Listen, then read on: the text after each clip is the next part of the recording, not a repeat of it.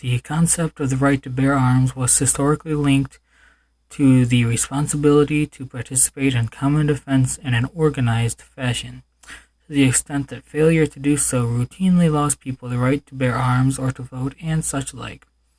Context is really important here.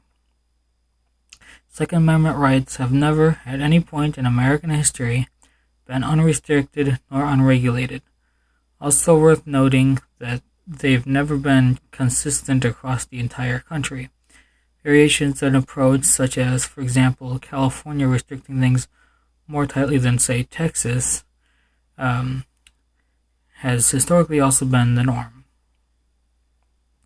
The Supreme Court ruled on multiple occasions prior to the 2008 decision that it was a collectivist right. The change was largely only possible due to Anton Scalia, who's gone on record saying that his judgments are and will always be informed primarily by his personal beliefs and not the law of the land. They certainly haven't ruled that it belongs to all individuals. There has been and will be no overturning of the removal of the Second Amendment right to bear arms for the majority of convicted felons, so even now, the courts still accept that it's not a universal right. By the way, from the aforementioned Pennsylvania state constitution, that every member of society hath the right to be protected in the enjoyment of life, liberty, and property, and therefore is bound to contribute his proportion towards the expense of that protection, and yield his personal service when necessary or an equivalent thereto, but not part of man's property can be justly taken from him, or applied to public uses without his own consent, or that of his legal representatives, nor can any man who is conscientiously scrupulous of bearing arms be justly compelled thereto, if he will pay such equivalent, nor are the people bound by any laws but such as they have in like manner assented to for their common good. This makes it pretty clear that militia service is considered an obligation, and even acknowledges the principle of conscientious objection to bearing arms. Also, the full text of the Pennsylvania Constitution of 1776, Declarations of Rights, Article 13.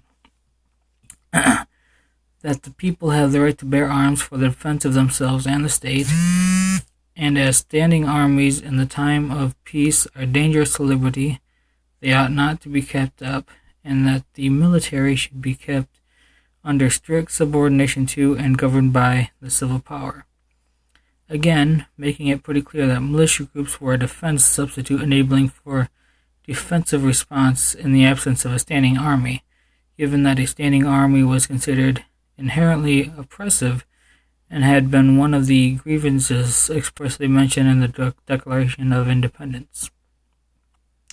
And with regards to the phrase, the people, you can clearly see that it's consistently used collectively, such as when defining the right of the people to not be governed by laws that the people haven't agreed to themselves, collectively.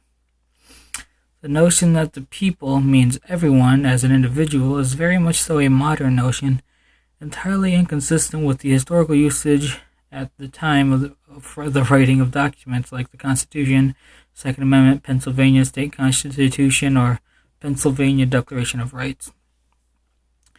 Individual rights, when the people were used, was a result of the transitive property. People received individual rights as a result of belonging to the group of which collective rights were assigned. Likewise, they received individual responsibilities as a result of belonging to the group to which responsibilities were assigned. If the two were linked, they received both rights and responsibilities as a result of belonging to the group to which the rights and responsibilities were assigned. The thing is that even the language is telling. It specifies arms, not guns. Arms put the phrase into a military context. They're arms when used for military purposes, and they're guns when they're used for civilian purposes. Again, understanding the use of language is pretty important.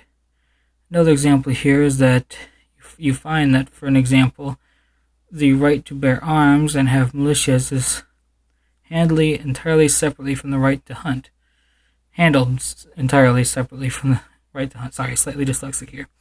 Indeed, it's handled separately from the right to self-defense, which would seem an odd thing to do if the right to bear arms is a right for the individual self-defense. So please, Hicks, read a book.